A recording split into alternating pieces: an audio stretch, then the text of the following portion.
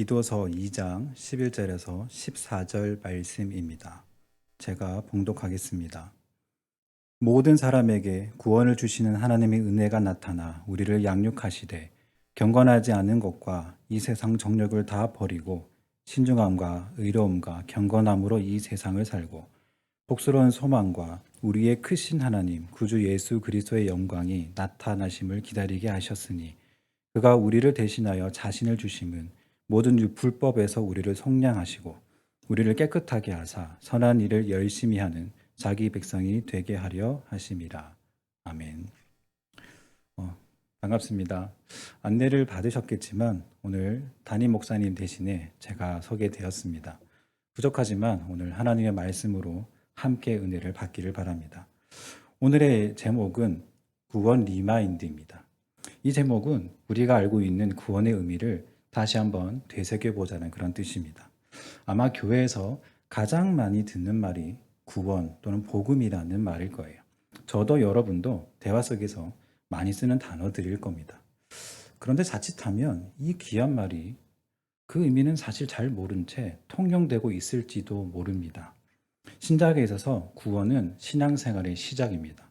우리가 목적지를 향해 길을 걸어가는데 나침판에 처음 1도가 틀린 것은 큰 차이가 없어 보이지만 나중 돼서는 되돌이킬 수 없을 만큼 다른 길을 가게 됩니다.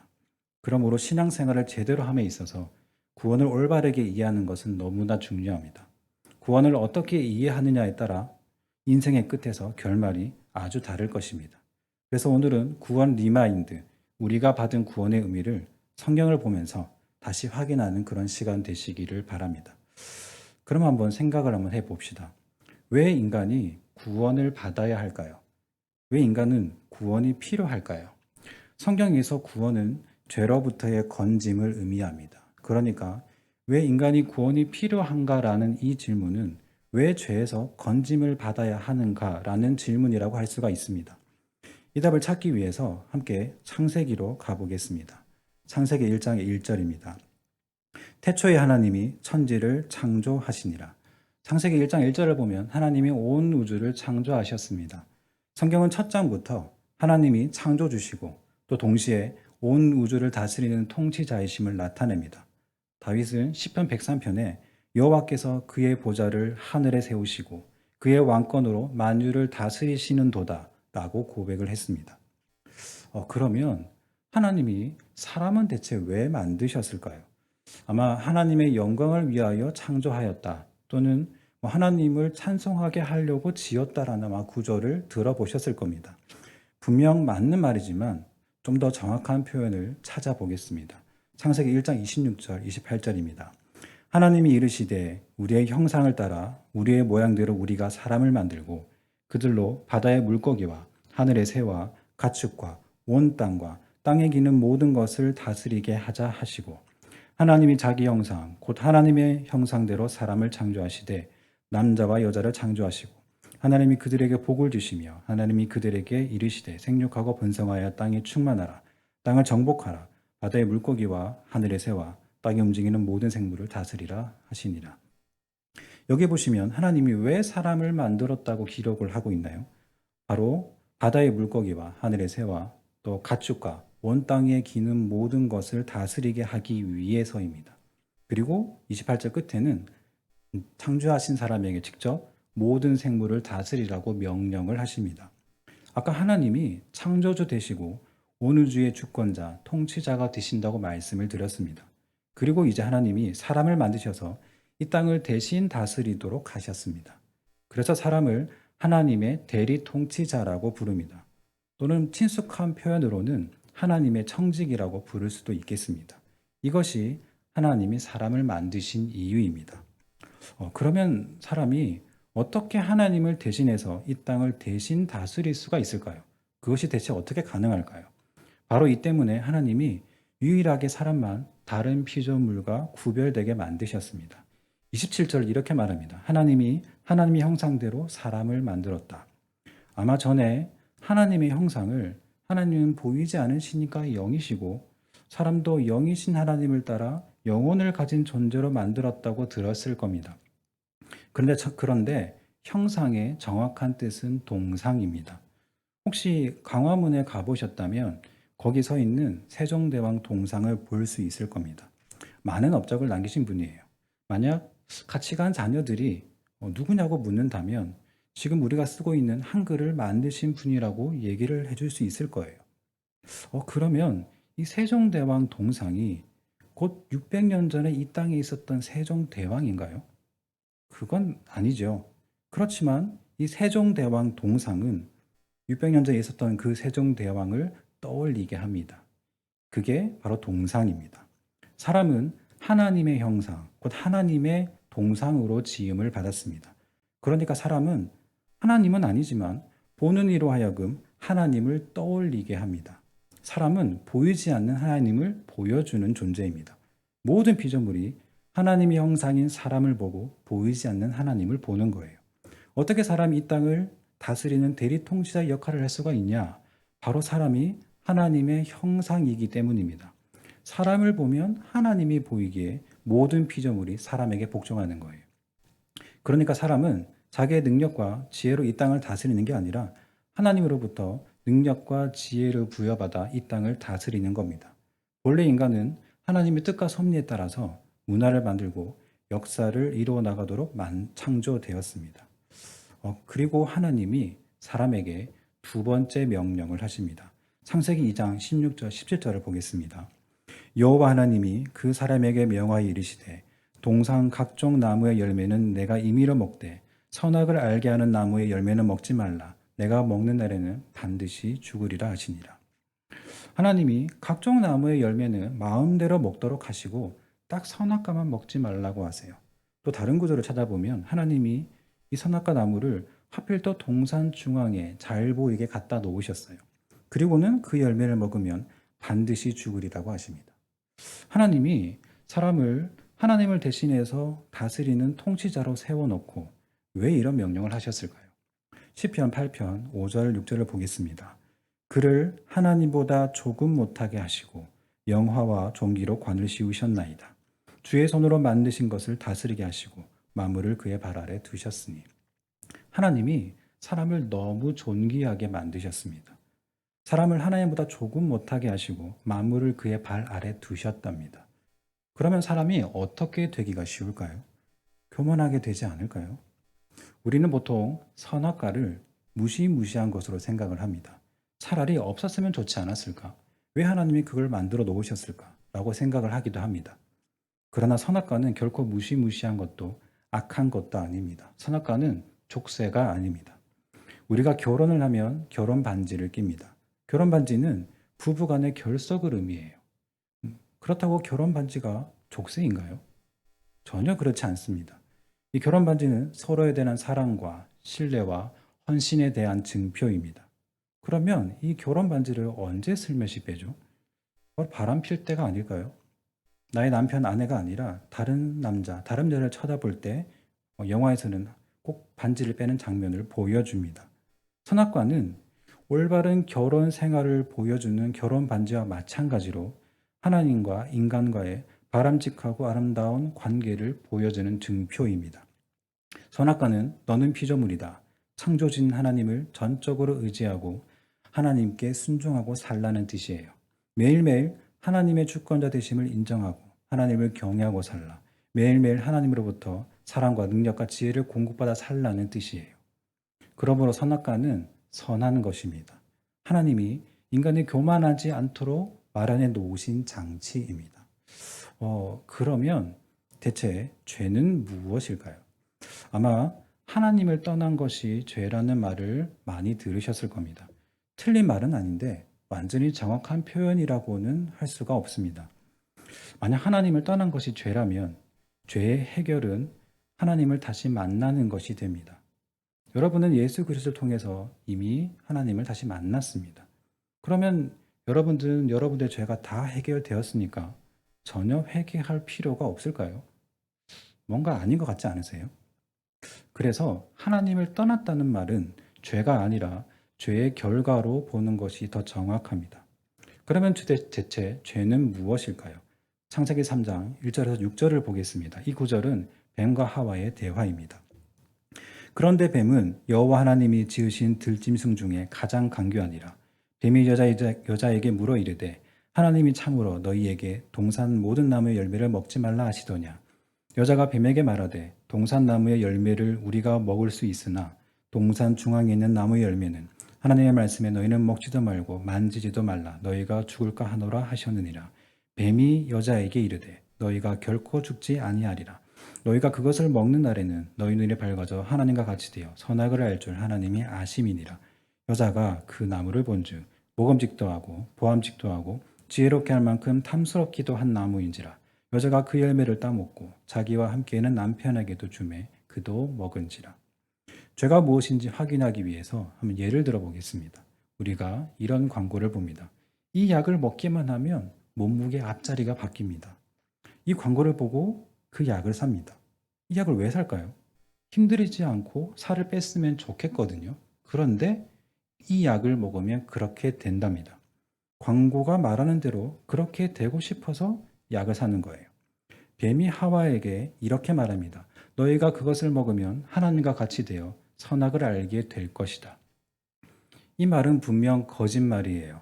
그런데 이 말이 거짓인지 아닌지는 별로 중요하지 않습니다. 중요한 것은 이 뱀에 대한 하와의 반응입니다. 그 전까지의 대화에서는 하와가 뱀의 말에 반박을 해요. 네 말 틀렸다. 하나님이 이렇게 말씀하셨다. 그런데 뱀이 너희 눈이 밝아져 하나님과 같이 되어 선악을 알게 될 것이라고 하는 이 말에는 하와가 아무런 반박을 하지 않습니다.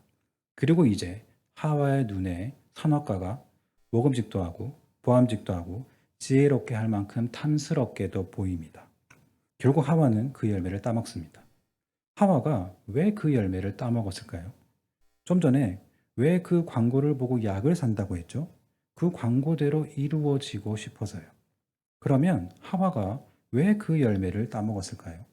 뱀의 말처럼 하나님이 되고 싶은 거예요. 이것이 죄입니다. 하와는 선악과를 먹기 전에 이미 하나님이 되고자 하는 마음을 먹었습니다. 선악과를 먹는 행위는 그 마음의 표시일 뿐이에요. 사실 하와는 하나님의 대리 통치자로서 하나님께는 순종하고 피조물인 뱀은 다스려야 했어요. 그런데 하와는 정반대로 합니다. 피조물인 뱀의 말에는 순종하고 창조주인 하나님의 말씀에는 불순종합니다. 그 이유가 무엇입니까? 하나님처럼 되고 싶어서요. 이것이 죄입니다. 죄는 인간 스스로 하나님이 되어 자신의 능력과 지혜로 이 땅을 다스리겠다는 말이에요. 죄는 피조물인 인간이 창조주인 하나님을 버리고 하나님 자리에 내가 앉겠다는 겁니다. 그런데 혹시 이 말 어디서 들어보지 않으셨어요? 이 마음을 먼저 먹은 자가 있습니다. 이사야 14장 12절에서 14절입니다. 너 아침의 아들 계명성이여 어찌 그리 하늘에서 떨어졌으며 너 열국을 엎은 자여 어찌 그리 땅에 찍혔는고 내가 내 마음에 이르기를 내가 하늘에 올라 하나님의 뭇별 위에 내 자리를 높이리라 내가 북극 지폐 위에 산 위에 앉으리라 가장 높은 구름에 올라가 지극히 높은 이와 같아지리라 하는도다. 이 구절은 바벨론 왕에 대한 말씀인 동시에 사탄에 대한 말씀입니다. 내가 하늘에 올라 하나님의 뭇별 위에 내 자리를 높이리라. 지극히 높은 이와 같아지리라. 사탄이 이 마음으로 하나님을 대적했고 하늘에서 떨어졌습니다. 그리고 사탄은 오늘 하와를 찾아와 자신이 이루지 못한 욕망을 하와에게 그대로 심습니다. 내가 이것을 먹으면 하나님과 같이 될 것이야. 무섭지 않습니까? 사탄의 공격은 하와를 공격한 그때나 지금이나 목적이 완전히 동일합니다. 자기 인생의 주권을 하나님께 내어주지 않고 스스로 하나님이 되어 자기 소견에 옳은 대로 살게 하는 것입니다. 그러면 죄의 결과는 무엇일까요? 가장 먼저 하나님과의 관계가 깨어졌습니다. 사실 하나님과의 관계가 깨어진 것이 가장 근본적인 문제입니다. 창세기 3장 8절을 보겠습니다. 그들이 그날 바람이 불 때 동산에 거니시는 여호와 하나님의 소리를 듣고 아담과 그의 아내가 여호와 하나님의 낯을 피하여 동산 나무 사이에 숨은지라. 에덴 동산은 본래 하나님이 거니시고 임재하시던 곳이에요. 그런데 아담과 하와는 하나님의 소리를 듣자 하나님의 낯을 피하여 숨어버립니다. 아담과 하와가 숨었다는 게 무슨 뜻일까요? 예를 한번 들어보겠습니다. 여러분들이 하루 일과를 마치고 집으로 들어갑니다. 그러면 여러분들의 자녀가 기뻐서 달려와서 안길 거예요. 그런데 만약 이 아이들이 부모님이 집에 들어오신 걸 싫어하고 숨는다면 정상일까요? 무언가 사고를 쳐서 들킬까봐 부모님 오시는 게 무서운 거예요. 마찬가지입니다. 범죄한 아담과 하와는 이제 하나님의 임재를 원하지 않습니다.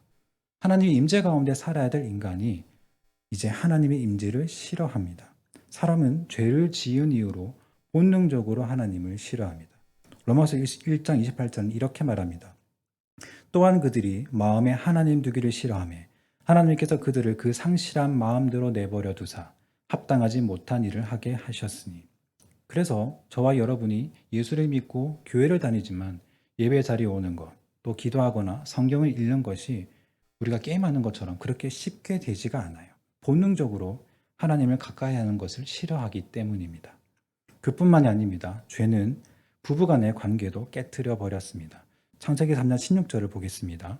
또 여자에게 이르시되 내가 내게 임신하는 고통을 크게 더하리니 내가 수고하고 자식을 낳을 것이며 너는 남편을 원하고 남편은 너를 다스릴 것이니라 하시고, 여기 보면 아내는 남편을 원하고 남편은 아내를 다스린다고 합니다. 뭔가 이 남편과 아내 간에 불평등이 있어 보이거든요. 근데 여기서 원한다는 단어가 창세기 4장 7절에도 쓰입니다. 내가 선을 행하면 어찌 낯을 들지 못하겠느냐. 선을 행하지 아니하면 죄가 문에 엎드려 있느니라. 죄가 너를 원하나 너는 죄를 다스릴지니라. 여기서 죄가 너를 원하나, 이 말은 죄가 너를 지배하려고 한다는 뜻이에요. 동일하게 아내가 남편을 원한다, 이 말은 아내가 남편을 지배하려고 한다는 뜻으로 이해할 수 있습니다. 아내는 남편을 지배하려고 하고 남편은 아내를 다스린다고 합니다. 아내도 남편도 자기 소견에 오른 대로 서로를 지배하려고 합니다. 하나님이 가정의 주인이 아니라 아내와 남편이 각각 가정의 주인 노릇을 하려고 합니다. 가장 가까운 사이가 부부 사이인데 주도권을 잡으려고 싸웁니다. 혹시 여기 신혼부부가 계시다면 결혼 전에 이런 얘기 들어보지 않으셨어요? 기싸움에서 지면 안 된다. 초장에 휘어잡아야 된다. 혹시 이런 말 들어보지 않으셨습니까? 여기에 양가 부모님까지 언급하기 시작하면 가정은 전쟁터가 돼버립니다. 과연 이런 가정이 평안할까요? 죄의 결과는 여기서 그치지 않습니다. 자녀들 간에도 문제가 옵니다. 아담과 하와의 바로 일대손에서 인류의 첫 살인이 일어납니다. 가인이 아벨을 시기하여 죽여버립니다. 죽일 만한 이유가 있는 게 아니라 그냥 화가 나서 죽여버려요. 그러면 부모 자식 관계는 괜찮은가? 요즘에 뉴스를 한번 보세요. 말도 안 되는 일이 가정에서 벌어집니다. 통계를 보니까 1년에 친족에게 범죄 피해를 당한 건수가 3만 8천 건이고 친족 살해는 80건이나 됩니다. 가장 행복해야 할 가정에서 벌어지는 일입니다. 이는 모두 죄의 결과입니다. 가정에서도 이렇게 관계에 문제가 왔다면 타인과의 관계는 어떨까요? 갑질이란 말 들어보셨죠? 타락한 인간은 약간의 정서적인, 물리적인, 경제적인 불균형만 있어도 갑질을 시작합니다. 자기가 원하는 대로 상대를 조정하려고 합니다. 연인 사이에서도 누가 좀 더 좋아하느냐에 따라 자기에게 유리하게 상대를 조정합니다. 윗사람은 필요한 곳에 쓰라고 준 권력을 아랫사람들에게 자기 마음대로 휘두릅니다. 인사권을 진 사람이 아랫사람에게 좀만 참으면 정규직시켜준다면서 말도 안 되는 일을 시킵니다. 또 이런 말 듣지 않으세요? 연예인 지망생들에게 성선납을 요구하는 그런 것들. 약자는 갑질 당하는 것을 알면서도 참아야 합니다. 여러분도 사회생활 하니까 경험하지 않으십니까? 타락한 인간의 인간관계는 정말로 비참합니다.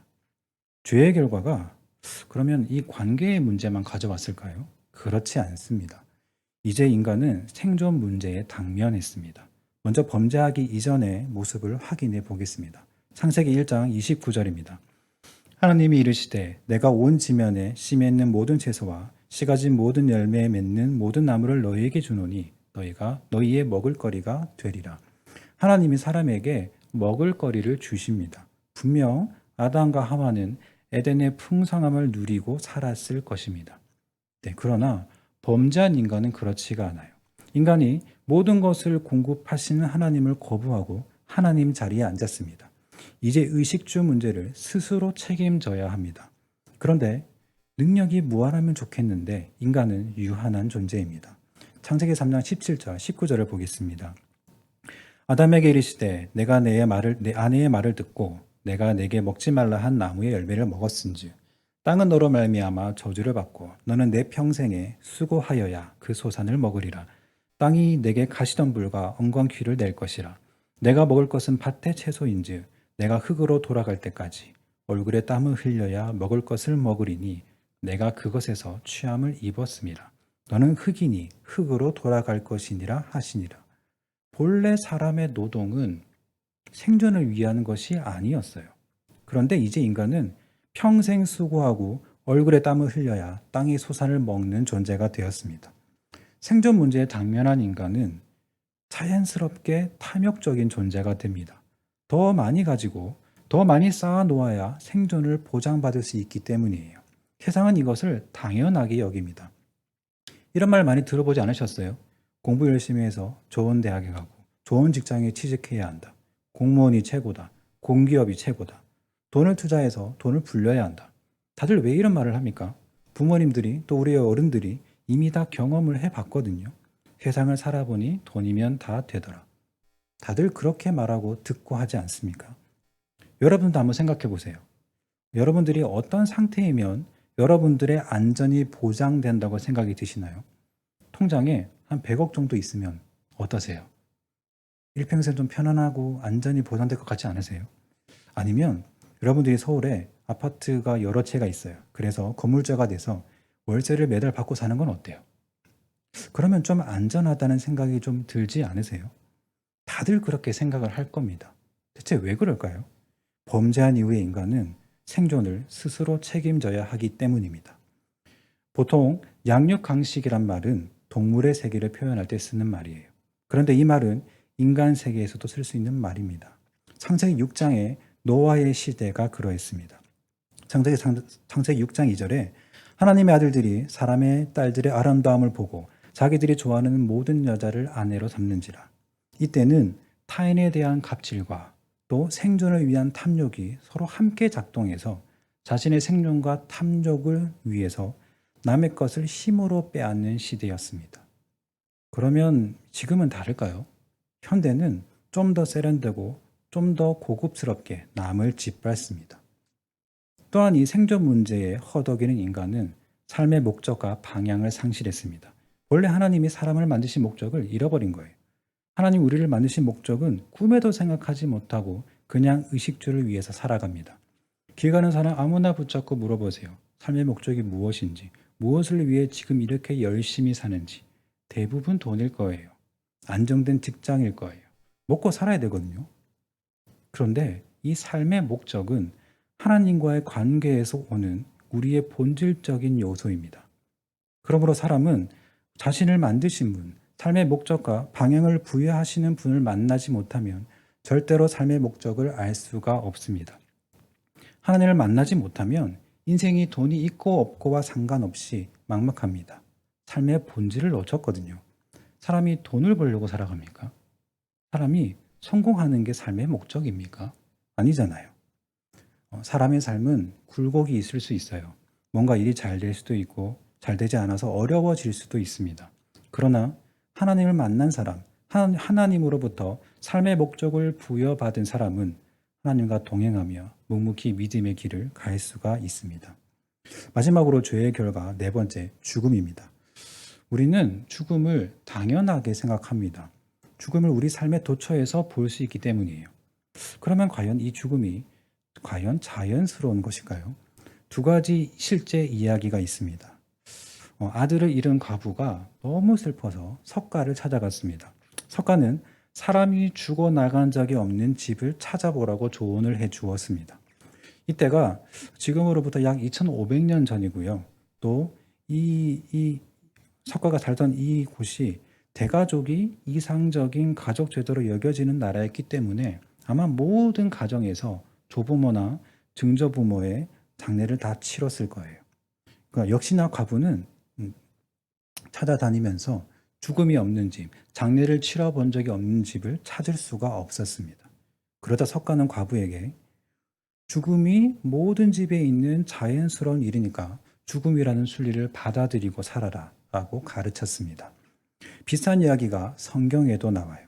성경에도 아들을 잃은 과부의 얘기가 나옵니다. 누가복음 7장에 보면 예수님께서 나인성에서 아들의 장례를 치르고 있는 과부를 만납니다. 그런데 예수님은 석가와 죽음을 대하는 태도가 다릅니다. 예수님은 과부를 보시고 불쌍히 여기십니다. 불쌍히 여기다는 본래 창자까지 뒤틀려진다는 뜻이거든요. 그러니까 예수님이 과부의 아들의 죽음에 엄청난 비통함과 연민을 느끼신 겁니다. 그리고는 과부의 죽은 아들을 살려주십니다. 또 요한복음 11장에는 나사로의 이야기가 나옵니다. 나사로가 병들었다는 소식을 듣고 예수님이 나사로를 만나러 가십니다. 가는 길에 나사로가 죽었다는 소식을 들어요. 우리는 이 뒷이야기를 다 알아요. 예수님이 가셔서 죽은 나사로를 살려주십니다. 그런데 좀 이상해요. 나사로가 죽었다는 소식을 듣고 예수님이 눈물을 흘리십니다. 아니, 좀 있으면 가서 죽은 나사로를 살리실 텐데 왜 눈물을 흘리셨을까요? 이는 예수님이 사망에 굴복할 수밖에 없는 인간의 상황이 결코 자연스러운 것이 아니라는 걸 아셨기 때문이에요. 아까 읽었던 창세기 2장 17절을 다시 보겠습니다. 선악을 알게 하는 나무의 열매는 먹지 말라. 내가 먹는 날에는 반드시 죽으리라 하시니라. 하나님은 선악과를 먹으면 반드시 죽으리라고 경고하셨습니다. 그리고 창세기 3장 19절에는 인간이 선악과를 먹으니까 하나님이 인간에게 직접 사망을 선고하셨습니다. 그러므로 죽음은 결코 자연스러운 것이 아닙니다. 죽음은 인간의 범죄로 선고된 죄의 결과입니다. 로마서 5장 12절을 보겠습니다. 그러므로 한 사람으로 말미암아 죄가 세상에 들어오고 죄로 말미암아 사망이 들어왔나니 이와 같이 모든 사람이 죄를 지었으므로 사망이 모든 사람에게 이르렀느니라. 성경은 죄를 지음으로 죽음이 모든 사람에게 이르렀다고 단언합니다. 결코 자연스러운 일이 아닌 겁니다. 그리고 이 죽음은 사람이 일평생 노력하여 이룬 것을 허무로 만들어버립니다. 전도서 5장 15절을 볼까요? 그가 모태에서 벌거벗고 나왔은지 그가 나온 대로 돌아가고 수고하여 얻은 것을 아무것도 자기 손에 가지고 가지 못하리니 이것도 큰 불행이라. 어떻게 왔든지 그대로 가리니 바람을 잡는 수고가 그에게 무엇이 유익하랴. 일평생 어두운 데에서 먹으며 많은 근심과 질병과 분노가 그에게 있느니라. 사람이 일평생 많은 근심과 질병과 분노 가운데 살다가 수고하여 얻은 것을 아무것도 자기 손에 가져가지 못하고 사라져 버립니다. 아무리 돈을 많이 벌어도, 아무리 유명한 사람이 되어도, 아무리 높은 자리에 올라 권력을 휘둘렀어도 언젠가는 죽음을 맞아요. 가난해서 죽으나 부자로 죽으나 죽음 앞에서는 다 똑같습니다. 죽음 앞에서 코인이 대박 난다는 게 무슨 소용이에요? 오늘 투자해서 내일 몇백억이 됐어요. 모레 죽으면 대체 그 돈이 무슨 소용이에요? 유튜버 구독자 1000만. 그래서 대한민국 모든 사람들이 나를 다 안다 해도 무슨 소용입니까? 죽음 앞에서 이것이 대체 무슨 소용이에요? 성경은 이를 바람을 잡는 수고랍니다. 아무 소용이 없다는 거예요. 이런 모든 것이 허무로 돌아갑니다. 이것이 성경이 진단하는 인간의 상태입니다. 하나님을 거부하고 자기 소견에 옳은 대로 행하는 인간의 상태입니다. 그런데 하나님은 이런 우리를 가만히 내버려 두지 않으셨어요. 우리를 구원하시기 위해 구원자 예수님을 보내주셨습니다. 그러면 예수님이 어떻게 우리의 죄를 해결하셨을까요? 어떻게 우리의 구원자가 되실 수 있을까요? 제가 아주 불경스러운 말도 안 되는 질문 한번 드려보겠습니다. 만약에 예수님이 하나님의 말씀에 불순종하고 도망다니다가 잡혀서 십자가에서 죽었다면 이 예수님의 죽으심이 과연 우리의 죄를 해결하셨을까요? 다시 말해서 예수님의 일생은 별로 중요하지 않고 예수님의 십자가의 죽으심만 중요할까요? 여러분은 어떨 것 같습니까? 한번 성경을 찾아보겠습니다. 갈라디아 4장 4절에서 5절, 로마서 8장 3절에서 4절입니다. 때가 참에 하나님이 그 아들을 보내사 여자에게서 나게 하시고 율법 아래에 나게 하신 것은 율법 아래에 있는 자들을 속량하시고 우리로 아들의 명분을 얻게 하려 하심이라. 율법이 육신으로 말미암아 연약할 수 없는 그것을 하나님은 하시나니 곧 죄로 말미암아 자기 아들을 죄 있는 육신의 모양으로 보내어 육신의 죄를 정하사 육신을 따르지 않고 그 영을 따라 행하는 우리에게 율법의 요구가 이루어지게 하려 하심이니라. 하나님이 자기 아들을 여자에게서 나게 하시고 또 율법 아래에 나게 하셨답니다. 그래서 예수님은 우리와 똑같은 육신의 모양을 입은 사람이세요. 또한 우리와 똑같이 하나님의 말씀인 율법에 순종해야 하는 율법의 요구 아래에 나셨습니다. 보통 우리는 예수님이 성령으로 잉태되어 나셨기 때문에 죄 없으신 의로우신 분으로 알고 있습니다. 물론 그러합니다. 그러나 방금 읽은 성경에서는 하나님이 예수님을 율법 아래에 나게 하셨대요. 그러니까 의로우신 예수님도 율법을 어기면 죄인이 되는 겁니다. 그렇다면 예수님의 일생도 아주 중요하지 않을까요? 바울은 이를 다른 성경에서 첫째 아담과 둘째 아담으로 대비시켜 설명합니다. 로마서 5장 19절입니다. 한 사람이 순종하지 아니함으로 많은 사람이 죄인 된 것 같이 한 사람이 순종하심으로 많은 사람이 의인이 되리라. 이 구절은 첫째 아담과 둘째 아담의 차이를 보여줍니다. 첫째 아담은 물론 에덴에 있던 그 아담이에요. 그 아담이 순종하지 않았답니다. 하나님이 아담과 언약을 맺었습니다. 선악과를 주시고는 이것을 절대로 먹지 말라고 하셨어요. 선악과는 내가 아무리 잘났어도 네가 피조물임을 잊지 말고 나를 순종하고 의지하고 살라는 뜻이에요. 그런데 아담은 스스로 하나님이 되고자 하나님께 불순종해서 언약을 깨트려 버립니다. 이것을 죄라고 했습니다. 이 아담의 범죄로 인해 모든 사람이 죄인이 되었습니다. 만약에 그렇다면 우리의 구원자 되신 예수님은 대체 어떻게 해야 합니까? 불순종한 아담과는 정반대로 하나님께 전적으로 의지하고 순종해야 되는 거 아닌가요? 예수님께서 단지 십자가에서만 순종하셨을까요? 아닙니다. 예수님은 전생에 걸쳐서 하나님께 순종하셨습니다. 예수님이 하나님께 순종하셨다는 것을 단적으로 보여주는 사건이 있습니다. 예수님께서 공생의 사역을 시작하실 때 광야에서 사탄에게 시험 받으셨던 일입니다. 사탄이 아담과 하와를 유혹했듯이 이제 예수님을 유혹합니다. 유혹의 내용은 이러합니다. 첫째 유혹은 하나님의 아들이어든 이 돌들로 떡덩이가 되게 하라. 두 번째 유혹은 하나님의 아들이어든 뛰어내리라. 그러면 천사들이 너를 받들 것이다. 세 번째 유혹은 내가 엎드려 경배하면 천하만국과 그 영광을 내게 주리라 입니다. 왜 사탄은 예수님에게 돌로 떡덩이가 되게 하라고 했을까요? 대체 이게 왜 예수님께 시험거리가 될까요? 당시 사람들은 메시아가 오면 광야에서 조상들에게 만나를 내려 주었던 것 같은 그런 이적을 행할 것이라고 믿었어요.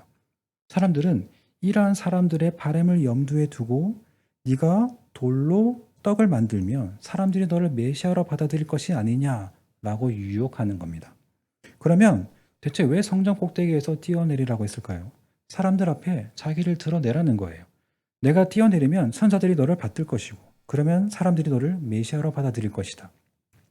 마지막으로 왜 자기에게 엎드려 경배하면 천하만국과 영광을 주겠다고 했을까요? 예수님은 십자가에서 죽으시고 부활하심으로 하늘과 땅의 모든 권세를 받으십니다. 그런데 사탄은 자기에게 엎드려 경배하면 왕의 자리를 주겠다고 합니다.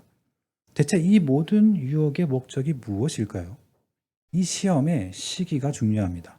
이 시험은 예수님이 공생의 사역을 곧 시작하실 때 있었던 시험이에요. 이제 예수님이 메시아로서의 사역을 시작하시는 겁니다. 사실 하나님은 예수님의 메시아로서의 사역을 이미 정해 놓으셨어요. 바로 십자가의 길입니다. 예수님은 고난받으시다가 죽으시려고 오신 분입니다. 그런데 사탄은 하나님이 정하신 길 말고 다른 길을 가라고 합니다. 만약 네가 이적을 베풀면 사람들이 너를 메시아로 받아들일 것이다. 내가 성전 꼭대기에서 뛰어내리고 천사들이 바치면 너는 영웅이 될 것이다. 나에게 한 번만 절하면 너는 힘들이지 않고 왕이 될 것이다. 사탄은 예수님이 하나님을 신실하게 의지하지 않고 독자적으로 행동하도록 부추깁니다. 하와를 유혹했던 것과 똑같지 않습니까? 예수님은 이 사탄의 유혹을 이기셨습니다. 아담의 범죄를 반복하지 않으세요. 예수님이 어떻게 이 사탄의 유혹을 이기셨습니까? 하나님의 말씀으로 이겼습니다. 사실 아담과 하와도 사탄의 유혹에 하나님의 말씀으로 이겼어야 돼요. 그런데 그들은 이기지 못했지만 예수님은 이 유혹을 이기셨습니다. 이제 예수님이 일생 동안 얼마나 고난을 많이 받으셨는지, 어디까지 순종하셨는지를 살펴보겠습니다. 빌립보서 2장 6절에서 8절, 또 히브리서 5장 8절에서 9절입니다. 그는 근본 하나님의 본체시나 하나님과 동등됨을 취할 것으로 여기지 아니하시고 오히려 자기를 비워 종의 형체를 가지사 사람들과 같이 되셨고 사람의 모양으로 나타나사 자기를 낮추시고 죽기까지 복종하셨으니 곧 십자가에 죽으심이라. 그가 아들이시면서도 받으신 고난으로 순종함을 배워서 온전하게 되셨은즉 자기에게 순종하는 모든 자에게 영원한 구원의 근원이 되시고 예수님은 고난을 받으심으로 순종이 무엇인지를 배웠고 자기를 낮추시고 죽기까지 순종하셨습니다. 예수님의 고난에 대해 성경 구절이 너무 많아서 그냥 짧게 말씀드리겠습니다. 예수님은 온 우주의 왕이신데도 불구하고 왕궁이 아니라 말 구유에서 나셨습니다. 평생 사생아라는 꼬리표를 달고 살았어요. 지금은 별 흠이 아닐지 모르겠지만 2000년 전이라면 엄청난 족쇄가 되었을 겁니다. 또한 아버지 요셉이 성경에 어느 순간부터 나오지 않거든요. 아마 요셉이 일찍 죽었을 거라고 예상이 돼요. 그러면 예수님이 목수 생활을 하면서 가정의 생계를 꾸려 나갔을 겁니다. 또 이 죄 없으신 예수님이 억울하게 재판을 받으셨고 또 그 자리에서 사람으로부터 온갖 멸시와 조롱을 받으셨습니다. 그리고 채찍에도 맞으셨습니다. 마지막에는 거짓 증거로 사형 선고를 받으셨습니다. 예수님이 누구십니까? 창조주 하나님 아니십니까? 근데 요한복음 11장 10절 11절은 이렇게 말합니다. 그가 세상에 계셨으며 세상은 그로 말미암아 지은 바 되었으되 세상이 그를 알지 못하였고 자기 땅에 오매 자기 백성이 영접하지 아니하였으나 그분이 자기 땅에 오셨는데 자기 백성이 영접하지 않았어요. 대제사장 바리새인들을 위시한 종교 지도자들이 예수님을 배척했고 백성들도 예수님을 배척했습니다. 그뿐만이 아닙니다. 결정적으로 예수님의 사역, 예수님의 삶, 또 그분이 하시는 일들을 제자들 아무도 이해하지 못했어요. 제자들 중에 맨 먼저 가룟 유다가 배신했고 그 다음에 나머지 제자들, 제일 끝에는 베드로도 배신했습니다. 그리고 예수님은 결국에 하나님에게도 버림을 받았습니다. 예수님께서 십자가에 달려서 나의 하나님, 나의 하나님, 어찌하여 나를 버리셨나이까라고 부르짖으셨습니다. 한번 생각을 해봅시다. 예수님이 십자가에 죽으셨는데 의인으로 죽으셨을까요? 죄인으로 죽으셨을까요? 예수님은 이 십자가에서 죄인으로 죽으셨습니다. 죄인이기에 하나님과의 관계가 단절됩니다. 자기 죄가 아니라 세상 죄를 지셨기 때문에 죄인이시고 그 때문에 하나님과의 관계가 단절되는 거예요. 예수님은 이렇게 아버지이신 하나님께도 완전히 버림받았습니다. 이런 예수님의 고난을 잘 묘사한 구절이 있습니다. 이사야 53장 2절에서 8절입니다. 그는 주 앞에서 자라나기를 연한 순 같고 마른 땅에서 나온 뿌리 같아서 고운 모양도 없고 풍채도 없은즉 우리가 보기에 흠모할 만한 아름다운 것이 없도다. 그는 멸시를 받아 사람들에게 버림받았으며 강고를 많이 겪었으며 질고를 아는 자라. 마치 사람들이 그에게서 얼굴을 가리는 것과 같이 멸시를 당하였고 우리도 그를 귀히 여기지 아니하였도다. 그는 실로 우리의 질고를 지고 우리의 슬픔을 당하였거늘 우리는 생각하기를 그는 징벌을 받아 하나님께 맞으며 고난을 당한다 하였노라. 그가 찔림은 우리의 허물 때문이요 그가 상함은 우리의 죄악 때문이라. 그가 징계를 받음으로 우리는 평화를 누리고 그가 채찍에 맞음으로 우리는 나음을 받았도다. 우리는 다 양 같아서 그릇 행하여 각기 제 길로 갔거늘 여호와께서는 우리 모두의 죄악을 그에게 담당시키셨도다. 그가 곤욕을 당하여 괴로울 때에도 그의 입을 열지 아니하였으며 마치 도수장에 끌려가는 어린 양과 털 깎는 자 앞에서 잠잠한 양같이 그의 입을 열지 아니하였도다. 그는 곤욕과 신문을 당하고 끌려갔으나 그 세대 중에 누가 생각하기를 그가 살아있는 자들의 땅에서 끊어짐은 마땅히 형벌받을 내 백성의 허물 때문이라 하였으리요. 마지막 볼까요? 8절입니다. 그는 곤욕과 시문을 당하고 끌려갔으나 그 세대 중에 예수님과 함께 있던 사람들 중에 그 누구도 그가 살아있는 자들의 땅에서 끊어짐은 그의 죽음이 마땅히 형벌받을 내 백성의 허물 때문이라고는 아무도 생각하지 못했습니다. 아무도 예수님이 가시는 길을 몰랐어요. 얼마나 외로우셨을까요? 살리려고 오셨는데 아무도 그것을 몰랐습니다. 예수님이 이렇게 고난을 당하셨습니다. 예수님의 순종은 여기가 끝이 아닙니다. 예수님의 순종의 절정은 십자가입니다. 요한일서 4장 9절에서 10절, 또 로마서 5장 8절을 보겠습니다. 하나님의 사랑이 우리에게 이렇게 나타난 바 되었으니 하나님이 자기의 독생자를 세상에 보내심은 그로 말미암아 우리를 살리려 하심이라. 사랑은 여기 있으니 우리가 하나님을 사랑한 것이 아니요 하나님이 우리를 사랑하사 우리 죄를 속하기 위하여 화목제물로 그 아들을 보내셨음이라. 우리가 아직 죄인 되었을 때에 그리스도께서 우리를 위하여 죽으심으로 하나님께서 우리에게 대한 자기의 사랑을 확증하셨느니라. 하나님은 하나님을 거부하고 스스로 하나님이 되려고 한 죄인인 우리를 여전히 사랑하십니다. 그래서 하나님은 인간과의 관계가 회복되기를 원하세요. 동시에 하나님은 공의로우셔서 죄에 대해서는 반드시 심판하십니다. 죄의 대가는 죽음입니다. 그렇다면 우리의 구원자 예수님은 죄의 대가를 치러서 하나님의 공의를 만족시켜야 하고 또 하나님과 우리의 관계를 회복시키셔야 합니다. 예수님은 이러한 자신의 사역을 정확하게 알고 계셨습니다. 마복음 10장 45절, 또 갈라디아 1장, 베드로전서 1장 18절, 19절을 보겠습니다. 인자가 온 것은 섬김을 받으려 함이 아니라 도리어 섬기려 하고 자기 목숨을 많은 사람의 대속물로 주려 함이니라. 너희가 알거니와 너희 조상이 물려준 헛된 행실에서 대속함을 받은 것은 은이나 금같이 없어질 것으로 되는 것이 아니요 오직 흠없고 점없는 어린 양 같은 그리스도의 보배로운 피로 된 것이니라. 이렇게 예수님은 자기 몸을 대속물로 주셔서 우리를 대신하여 죄의 대가를 치르셨습니다. 또한 예수님은 자신의 죽음으로 하나님과 우리의 사이를 화목하게 하셨습니다. 마가복음 15장 37절, 38절 이렇게 말합니다. 예수께서 큰 소리를 지르시고 숨지시니라. 이에 성서 휘장이 위로부터 아래까지 찢어져 둘이 되니라. 예수님이 죽으실 때 성전에 성소와 지성소를 가르는 휘장이 위에서부터 아래로 찢어졌습니다. 이를 다른 성경에서 이렇게 해석합니다. 히브리서 10장 19절 20절입니다. 그러므로 형제들아 우리가 예수의 피를 힘입어 성소에 들어갈 담력을 얻었나니 그 길은 우리를 위하여 휘장 가운데로 열어놓으신 새로운 살 길이요 휘장은 곧 그의 육체니라. 아까 성소 휘장이 찢어졌다고 했는데 이 휘장이 곧 예수님이랍니다. 그러니까 예수님의 죽으심으로 인해서 이제 우리는 하나님의 은혜의 보좌에 가는 길이 열린 겁니다. 이제 우리는 예수의 피를 힘입어 하나님과 화목하게 되었습니다. 골로새서 1장 21절 22절입니다.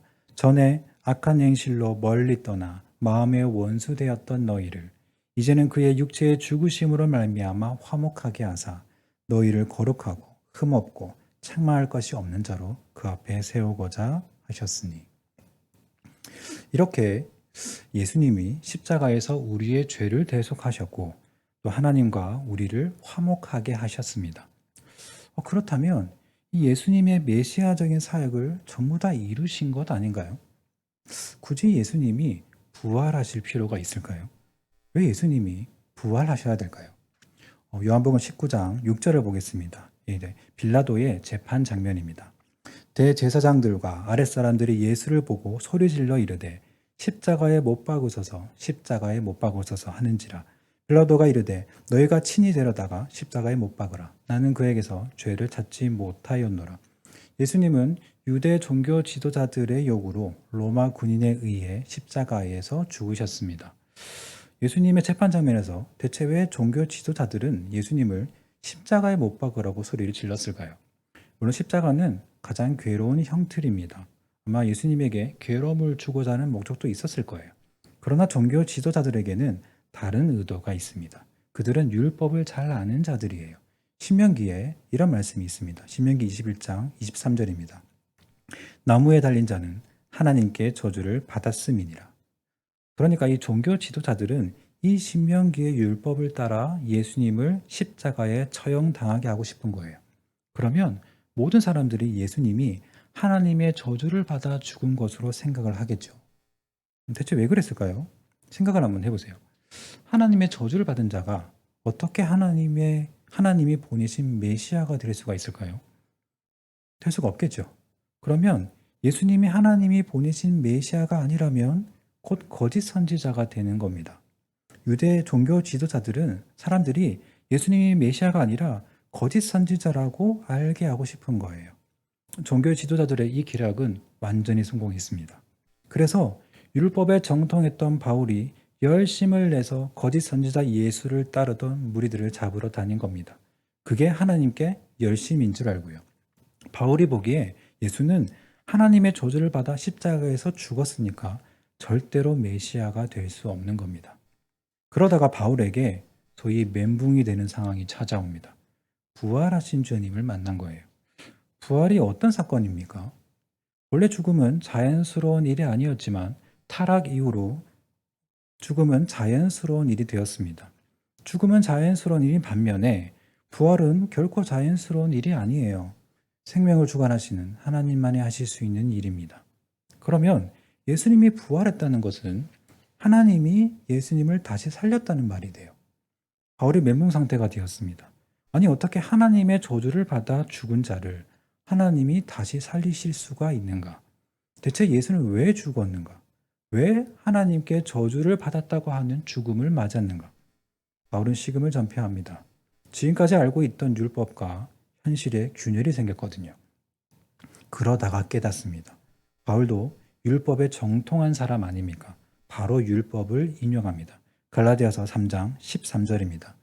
그리스도께서 우리를 위하여 저주를 받은다 되사 율법의 저주에서 우리를 속량하셨으니 기록된 바 나무에 달린 자마다 저주 아래 있는 자라 하였습니다. 바울이 드디어 알게 됩니다. 예수님께서 하나님의 저주를 받은 줄 알았더니 우리를 위하여 저주를 받으셨구나.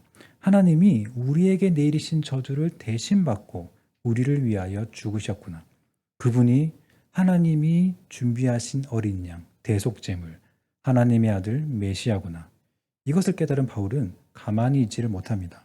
사도행전 9장 20절, 22절은 이렇게 말합니다.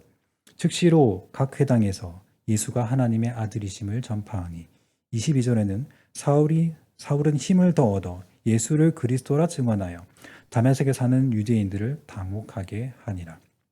그러면 이 예수님의 수제자 베드로는 십자가의 죽으심의 의미를 알았을까요? 아마 몰랐을 거라고 생각이 들어요. 하나님이 자기 아들 예수를 우리가 받을 저주를 대신 뒤집어 쓰고 죽으실 어린 양으로 알았다면 어떻게 예수님을 부인하고 도망갈 수가 있었을까요? 그런데 이 하나님의 섭리를 잘 몰랐던 베드로도 부활하신 주님을 만나고 성령이 임한 뒤로 완전히 바뀝니다. 사도행전 5장 30, 31절은 베드로의 설교입니다. 너희가 나무에 달아 죽인 예수를 우리 조상의 하나님이 살리시고 이스라엘에게 회개함과 죄사함을 주시려고 그를 오른손으로 높이사 임금과 구주로 삼으셨느니라. 일부러 콕 집어서 선포합니다. 너희가 나무에 달아 죽인 예수를 우리 조상의 하나님이 살리셨다. 하나님이 예수를 임금과 구주로 삼으셔서 이스라엘에게 회개함과 죄사함을 주셨다. 이처럼 예수님의 부활은 예수님이 하나님이 보내신 메시아임을 증명합니다. 두 번째로 부활은 십자가의 대속함을 증명합니다. 고린도전서 15장은 부활장이라고 부르는데요. 바울이 부활에 대해 기록을 하고 있습니다. 15장 17절 18절 그리고 26절을 보겠습니다. 그리스도께서 다시 살아나신 일이 없으면 너희의 믿음도 헛되고 너희가 여전히 죄 가운데 있을 것이요 또한 그리스도 안에서 잠자는 자도 망하였으리니 맨 나중에 멸망받을 원수는 사망이니라. 여기에 무엇이라고 기록이 되어 있습니까? 그리스도께서 다시 살아나지 않으셨다면 너희가 여전히 죄 가운데 있다. 그리스도를 믿고 죽은 자도 사망을 이기지 못함으로 망한 것이다. 아시다시피 사망은 죄로 인해 인류에게 선고된 것입니다. 만약 사망을 깨지 못한다면, 그래서 사망에 굴복해 있다면 어떻게 되는 거죠? 여전히 죄 아래에 있는 겁니다. 사망은 죄의 결과잖아요. 그러니까 사망을 이겨야 죄가 완전히 끝나는 겁니다. 다시 말해 예수님이 부활하셔서 사망을 이기셔야 죄를 대속하셨다는 십자가의 효력이 증명되는 거예요. 그래서 예수님이 하신 일, 곧 복음은 십자가의 죽으심과 사망을 깨뜨리신 부활, 이 두 가지로 요약됩니다. 세 번째로 부활은 우리의 참 소망의 근거가 됩니다. 고린도전서 15장 20절입니다. 그러나 이제 그리스도께서 죽은 가운데서 다시 살아나사 잠자는 자들의 첫 열매가 되셨도다. 예수님이 부활의 첫 열매가 되셨답니다. 부활이 있기 때문에 우리는 죽음이 끝이 아닙니다. 이것의 의미를 알기 위해서 한번 반대로 생각을 한번 해봅시다. 만약에 부활이 없다면 어떻게 될까요? 고린도전서 15장 32절입니다. 내가 사람의 방법으로 에베소에서 맹수와 더불어 싸웠다면 내게 무슨 유익이 있으리요? 죽은 자가 다시 살아나지 못한다면 내일 죽을 터이니 먹고 마시자 하리라. 부활이 없다면 지금 이 생의 삶뿐이에요. 천국과 지옥이 없는 거예요. 그냥 죽음이 끝인 겁니다. 그래서 이런 말을 할 수가 있는 거예요. 죽은 자가 다시 살아나지 못한다면 내일 죽을 터이니 먹고 마시자. 사실 심판이 없다면, 천국과 지옥이 없다면 우리의 거룩을 향한 걸음이 사실 무슨 소용입니까? 신자라서 당하는 고난과 인내함이 무슨 소용입니까? 아무 소용이 없는 거예요. 물론 이는 단지 가정일 뿐입니다. 바울은 바로 그 다음 절에 이렇게 기록합니다. 33절, 34절입니다. 속지 말라. 악한 동무들은 선한 행실을 더럽히나니 깨어 의를 행하고 죄를 짓지 말라. 부활이 없다고 하는 악한 동무들의 말에 속지 말라. 깨어 의를 행하고 죄를 짓지 말라. 죽음 이후에 부활이 있고 하나님이 심판하실 것이다. 부활은 이 땅에서 우리가 묵묵히 믿음의 길을 걸어갈 수 있는 근거입니다. 부활의 첫 열매 되신 예수님을 따라 우리도 부활할 것입니다. 그리고 하나님이 고난 가운데 믿음의 길을 갔던 우리를 기쁘게 맞아주시고 면류관을 주실 것입니다. 부활은 믿는 자의 참 소망입니다. 여기까지가 성경이 말하는 구원, 하나님의 구원 이야기, 곧 복음입니다. 다시 한번 정리를 하자면 죄는 무엇입니까? 피조물인 인간이 하나님이 되려고 한 것입니다. 하나님이 되고 싶어서 하나님의 말씀에 불순종하고 자기가 자기 인생의 주인인 양 살아가는 것입니다. 반면에 우리의 구원자 예수님은 하나님께 전적으로 의지하고 죽기까지 순종하셔서 우리의 구원을 이루셨습니다. 그러면 이 예수님을 통하여 구원받은 우리는 어떻게 살아야 합니까? 첫째 아담처럼 자기 소견에 옳은 대로 사는 게 과연 맞을까요?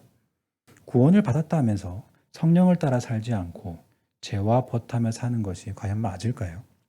그러한 삶을 산다는 것은 예수님의 십자가를 모욕하는 겁니다. 나는 계속 죄를 지을 테니까 예수 너는 내 죄를 대신 지고 계속 십자가에 달려 있어라. 이런 뜻 아닙니까? 그런 사람은 예수님을 믿지만 예수님은 전혀 닮지 않은 자. 예수님은 죽기까지 순종하셨는데 그 순종에는 전혀 참여하지 않는 자가 됩니다. 혹시 구원을 받을 수 있을지는 모르겠지만 부끄러운 구원을 받는 자가 될 것입니다. 마지막으로 오늘 본문을 읽고 말씀을 마치겠습니다. 하나님이 왜 우리를 구원하셨는지, 구원받은 우리에게 무엇을 원하시는지 잘 나타나 있습니다. 디도서 2장 11절 14절입니다. 모든 사람에게 구원을 주시는 하나님의 은혜가 나타나 우리를 양육하시되 경건하지 않은 것과 이 세상 정욕을 버리고 신중함과 의로움과 경건함으로 이 세상을 살고 복스러운 소망과 우리의 크신 하나님 구주 예수 그리스도의 영광이 나타나심을 기다리게 하셨으니 그가 우리를 대신하여 자신을 주심은 모든 불법에서 우리를 속량하시고 우리를 깨끗하게 하사 선한 일을 열심히 하는 자기 백성이 되게 하려 하심이라. 아멘. 이 말씀이 우리를 향한 하나님의 바람입니다. 내가 너를 구원했으니 선한 일을 하고 신중함과 의로움과 경건함으로 이 세상을 살고 예수님의 재림과 천국을 소망하며 살라 하십니다. 이 하나님의 바람에 아멘하고 살아가시는 저와 여러분 되시기를 바라겠습니다. 기도하겠습니다. 하나님 감사합니다. 오늘 말씀을 통하여 하나님이 우리를 구원하시기 위하여 어떻게 일하셨는지 깨닫게 해주셔서 감사합니다. 참 사람의 모범 되신 예수님을 따라 천국을 향하여 믿음의 길을 묵묵히 걸어가는 가스펠 교회 성도들 되게 하여 주시옵소서.